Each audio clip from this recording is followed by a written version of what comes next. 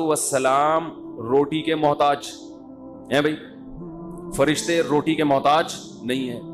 फरिश्तों में ताकत इंसान से ज्यादा, फरिश्तों की उम्रें लंबी, मौत आती क़यामत के दिन ही मरेंगे, उससे पहले मरने का कोई चांस नहीं है। तो हर लिहाज से इंसान से बेहतर, मगर इंसान को हुक्म दिया जा रहा है कि वो सजदा करे किसे, फरिश्तों को हुक्म दिया जा रहा है कि वो सजदा करे किसे, इंसान को।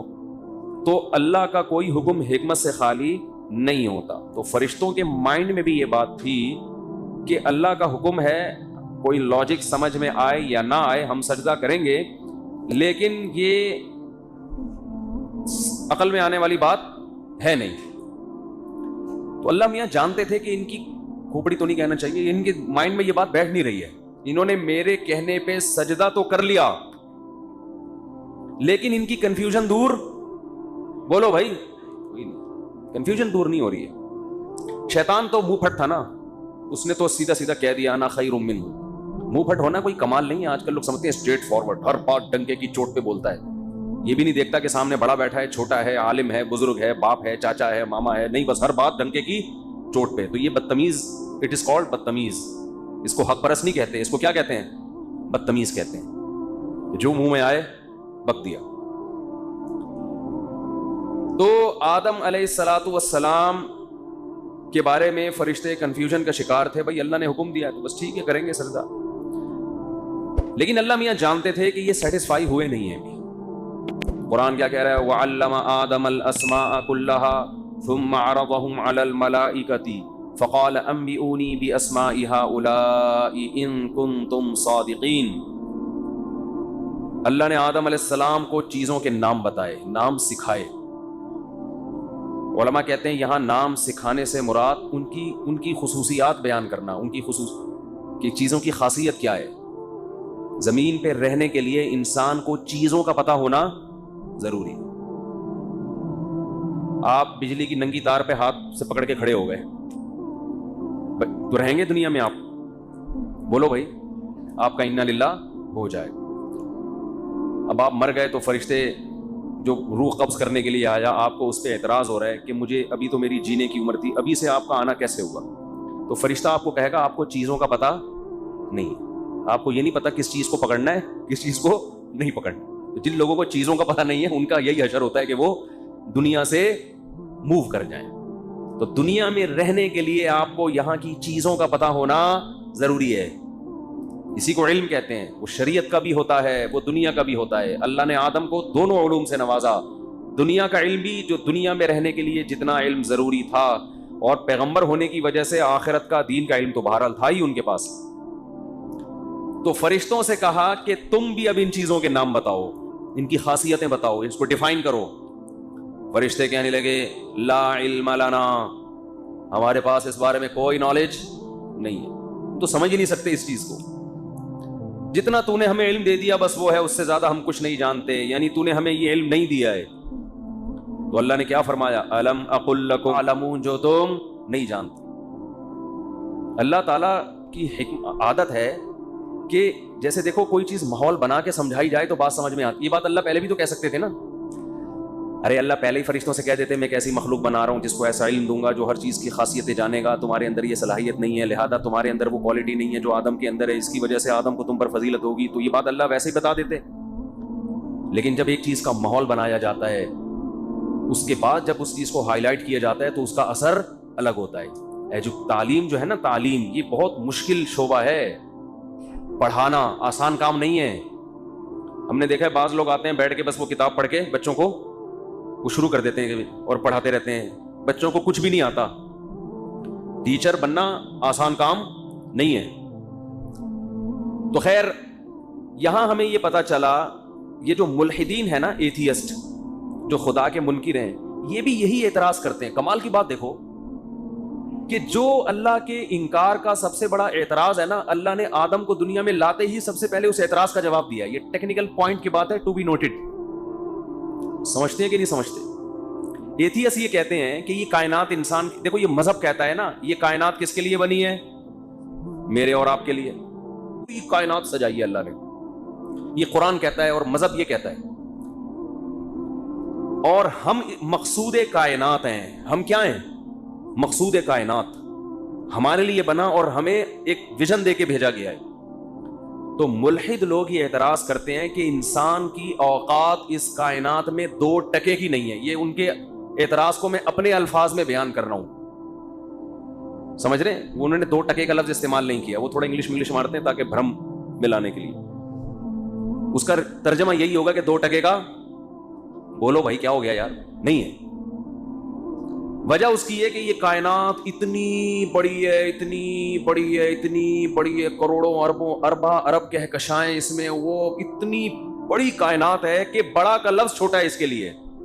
اس میں ہماری زمین ایک ذرے کی بھی حیثیت نہیں ہے اس زمین کی.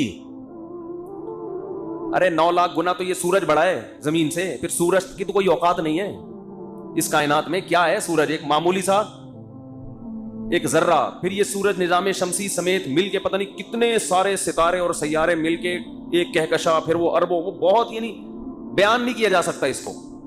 اس میں کہیں کونے کھدڑے میں کہیں بالکل معمولی سا ایک ذرہ نہیں چپکا ہوا ہوتا. وہ بھی کم ہے. یعنی ریت کا ایک ذرہ ریگستان میں اس کی تو ویلیو ہے، لیکن یہ کائنات کی وسعتوں میں اگر اس زمین کو دیکھیں تو اتنی بھی ویلیو. بولتے کیوں نہیں؟ پابندی لگی ہوئی ہے کیا؟ دفعہ 144 سنا ہے کہ 4 آدمی نہیں بیٹھ سکتے، لیکن 4 آدمی بول نہیں سکتے. یہ تو میں نے اب تک نہیں سنا کہ ایسی بھی کوئی دفعہ لگی ہے. تو اتنی بھی ویلیو نہیں ہے اس کائنات کی، اس زمین کی کوئی اوقات ہی نہیں ہے. اور پھر اس ذرے میں یہ جو انسان کی کیا ویلیو ہے؟ زمین کا حجم نکالو، زمین کا سائز نکالو، اور اس میں ایک انسان وسیم بھائی کو ہم کہتے ہیں کہ وسیم بھائی کے لیے پوری کائنات بنی ہے. تو وسیم بھائی کی اوقات کیا؟ کوئی وسیم بھائی بیٹھے ہوں تو معذرت کے ساتھ، تو کیا اوقات ہے بھائی؟ اس میں ایک چیونٹی کی بھی حیثیت نہیں ہے. اور کہتے ہیں اس کو آپ نے اتنا پروٹوکول دے دیا کہ یہ پوری کائنات کس کے لیے ہے؟ وہ اس کے لیے. تو اس کی یہ اتنے 2 انچ کے یہ ایسا ہی ہے جیسے کوئی آدمی بہت چھوٹا سا ہو، 3-4 2.5 فٹ یا 3 فٹ کا آدمی ہو، اور آپ اس کو اپنے کنٹری کا سفیر بنا کے امریکہ میں بھیج رہے ہیں، امریکہ کے سفیر کے پاس. تو بھئی یہ تو وہ اعتراض کریں گے بھائی کو 5-5.5 فٹ، چلو 5 فٹ تک آ جاتے، آپ اتنے چھوٹے آدمی کو کیوں بھیج رہے؟ ہوتا ہے نا، ایک پرسنالٹی دیکھی جاتی ہے. تو کہیں گے، وہ کہتے ہیں ملحد لوگ کہتے ہیں کہ اللہ کو پوری اتنی بڑی کائنات جس کی وسعتوں کا اندازہ ہی دیکھی نہیں گئی ہے ابھی تک، پہنچنا تو دور کی بات ہے، اس میں یہ اتنا سا ذرے کے ذرے کا ذرہ، اور اس میں یہ کیڑے مکوڑوں کی طرح رہنے والے اتنے پدے انسان. تو یہ اتنی آپ اس کو عزت دے رہے ہو کہ اس کے لیے یہ سارا ماحول سجایا گیا ہے. اتنے بڑے سورج، اور سورج کی تو کوئی اوقات ہی نہیں ہے. سورج کو بھی ہم نے بہت پروٹوکول دے دیا. اس کائنات میں کوئی حیثیت نہیں ہے سورج کی، ایک ذرہ بھی نہیں ہے سورج. تو کہتے ہیں یہ کیسے ہو گیا؟ اور ہم کیا کہہ رہے ہیں؟ یہی ہے سب کچھ. سب کچھ کیا ہے؟ انسان ہے. فرشتوں کو سجدہ کروایا جا رہا ہے. تو یہ جو اعتراض کرتے ہیں نا، اس اعتراض کا جواب اللہ نے آدم کو پیدا کرتے ہوئے دے دیا تھا. یہ کمبخت پڑھتے نہیں ہیں. سمجھ رہے نا؟ اللہ نے آدم کو پیدا کرتے ہی سب سے پہلے اس اعتراض کا جواب دیا، کیونکہ شیطان کو بھی یہی اعتراض ہوا تھا. شیطان اس کے مادے کو دیکھ رہا ہے کہ یہ بنا کس چیز سے، اور اس کے سائز کو دیکھ رہا ہے کہ کتنا سا ہے. سمجھ میں نہیں آ رہی بات؟ میرا خیال ہے وہ دیکھ رہے ہیں مٹی سے بنایا ہے. بلکہ ہم تو ایتھیسٹ سے کہتے ہیں کہ ایک اور تڑکا لگا دو. آپ کہہ رہے ہو نا اتنا سا، ہم کہتے ہیں اتنا سا اور گندا سا بھی ہے. چلو اتنی سی چیز ہو لیکن ہو خوشبودار. کلا انا خلقناہم مما یعلمون. قرآن تو خود کہہ رہا ہے ہمیں پتہ ہے ہم نے کس چیز سے بنایا. کو بنایا بھی کوئی مشک و عنبر کے ٹیلوں سے نہیں ہے. نہ مانوی لحاظ سے کوئی حسن ہے اس میں. مانوی لحاظ سے، مانوی کا مطلب کہ جس چیز سے بنایا گیا ہے وہ کوئی بہت خوبصورت چیز ہے. کوئی اللہ نے مشک اور عنبر سے یا شہد سے بنایا ہوتا، ہمیں میٹھے ہوتے ہم لوگ. بنایا کس سے ہے؟ پہلے سڑے ہوئے گارے سے، اور اس کے بعد غلیظ منی کے قطرے سے. دونوں چیزیں گندی، گھن والی. اور ماں کے پیڑ میں جا کے بھی گند ہی گند. جو بنتا ہے نا وہ بھی گوشت کا بدبودار لوتھڑا. اگر ٹائم سے پہلے باہر آ جائے نا تو باہر آتے ہی سب کمرے سے باہر چلے جائیں گے. حقیقت ہے اتنا گندا، اتنا بدبودار. یہ تو معمولی سی اللہ نے وہ ایک ہمارے اوپر ایک وہ خول چڑھا دیا ہے اسکن کا، اس پہ بھی پھوڑے پھنسی ہم نکال لیتے ہیں. لیکن چلو اللہ میاں نے عزت دی ہمیں، تھوڑی سی اسکن چڑھا دی ہمارے اوپر، ورنہ ابھی بھی بہت گندا ہے معذرت کے ساتھ. तो ऊपर ऊपर से नहा धो के चमके चमके बैठे हुए होते हैं, अंदर का हिसाब अभी भी अच्छा नहीं है। हर जगह से गंद ही निकलता है कमबख्त के, कान से मैल निकलेगा, नाक से रुतूबत, मुंह से थूकेगा, कोई चीज कहीं से भी अच्छी नहीं निकल रही है। और इधर मरते ही असल औकात सामने आना शुरू, वो जो गंद अंदर भरा हुआ है ना वो बाहर निकलना शुरू। बदबू कैसी, कीड़े पड़ जाते हैं उसके अंदर, शहद की मक्खी भी लिफ्ट नहीं कराती। यानी कीड़ों में भी गंदे वाले जो कीड़े होते हैं ना वो आते हैं इंसान की तरफ मरने के बाद। तितलियां नहीं आपकी लाश पे लहलाती हैं, कीड़े आते हैं गंदे। तो मुल्हिद लोगों का ये एतराज तो बड़ा दुरुस्त मालूम होता है कि ये 2 टके का आदमी नहीं है, हैं? कद देख लो कितना है, बहुत ज्यादा 5.5-6 फुट का होगा और अंदर भी गंद। तो यही एतराज शैतान को भी हुआ था, समझते हैं? यही एतराज किसको भी हुआ था? शैतान को। शैतान ने जब अल्लाह से यह सवाल किया तो अल्लाह ने शैतान को जवाब नहीं दिया। फरिश्तों ने सवाल किया भी नहीं था, फिर भी जवाब दे दिया अल्लाह ने उनको। खोपड़ी में आने वाली बात है ये। अरे जो सवाल कर रहा है उसको तो अल्लाह जवाब दे नहीं रहे, और फरिश्तों ने तो कोई एतराज किया ही नहीं था। बस इतना इश्काल किया था कि वयस्फिकुद दिमा, अल्लाह ये जमीन में खून बहाएगा। लेकिन अल्लाह ने इस सवाल का जवाब दिया ही नहीं फरिश्तों को, बल्कि जो पूछा नहीं है उसका जवाब दे दिया अल्लाह ताला ने। ये तो ये पूछा ही नहीं था कि इल्लत किस बेस पर है। शैतान को इसलिए जवाब नहीं दिया कि उसका जो क्वेश्चन था ना वो एतराज बराए एतराज था। उसने कंफ्यूजन दूर करने के लिए सवाल नहीं किया था, तंज किया था। जबकि फरिश्तों के दिल में जो इश्काल थे वो वाकई इश्काल थे। इससे ये भी पता चलता है कि जो तंज करने वाले लोग होते हैं ना, जिनका मकसद आपको रुस्वा करने के अलावा कुछ भी नहीं है, उनके सवालात के जवाबात नहीं दिए जाते। जवाब उसको दिया जाता है जो सीखना चाहता हो, समझना चाहता हो। हाँ, अगर कोई लोगों को गुमराह कर रहा है उल्टी उल्टी बातें करके, उसका जवाब देना उसमें एक अलग हिकमत है। तो जो एथियस लोग भी एतराज करते हैं कि ये 2 टके का इंसान नहीं है, ना मादी एतबार से ना मानवी एतबार से कोई इसमें फजीलत नहीं है, तो और मौलाना टाइप के लोग कहते हैं, मजहबी लोग कहते हैं कि ये मकसूद कायनात है, इंसान के लिए सबको सजाया गया और ये सब इंसान ना होता तो कायनात ना होती, ये सब फजूल बातें हैं। इतना गंदा, इतना पिद्दा सा एक इत्तेफाकी हादसे की पैदावार है।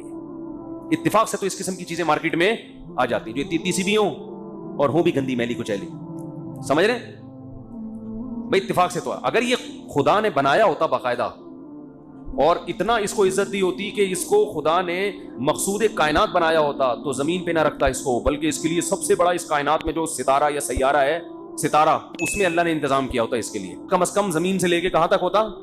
आसमी कीड़े मकोड़ों की तरह इतने पिद्दे पिद्दे ना होते। इसका जो सर है टोपी के बगैर अर्श से टकरा रहा होता जब ये खड़ा होता, और इसकी टांगे समंदर की तह में होती। यानी मकसद तो यही निकला ना कि अगर साइज की बेस पर इंसान को फजीलत होती तो फिर तो इंसान का कद दुनिया में पहाड़ों से भी ज्यादा ऊंचा होता। ये पहाड़ तो स्पीड ब्रेकर होते हैं हमारी गाड़ियों के। भाई हम गाड़ी में जा रहे होते हैं, माउंट एवरेस्ट आया, थोड़ा सा यार तरफ ब्रेक करो, थोड़ा सा स्पीड ब्रेकर आया, यही होता हमारे लिए। क्या ख्याल है? और हमें आसमान में खलाई सैयारे छोड़ने की जरूरत ही ना होती। जब हम देखते हैं सूरज को थोड़ा सा यार यहीं से, वो तो दादा की लाठी थी ना एक आदमी की वो एक 2 छोड़ू बैठे हुए थे। एक ने कहा कि मेरे दादा के पास घोड़ा था। अच्छा, लोग दादा के बारे में बड़ी छोड़ते हैं क्योंकि दादा मर चुके होते हैं, उनसे कोई जाके पूछेगा तो नहीं कि आप हजरत आपका इरशाद है भी कि नहीं है। तो एक ने कहा कि मेरे दादा के पास इतना बड़ा इस्तबल था घोड़ों का कि उसमें घोड़ा पता नहीं कितने दिन तक दौड़ता रहता और वो इस्तबल खत्म नहीं होता। पता नहीं 40 साल तक दौड़ता रहता या 50 साल तक।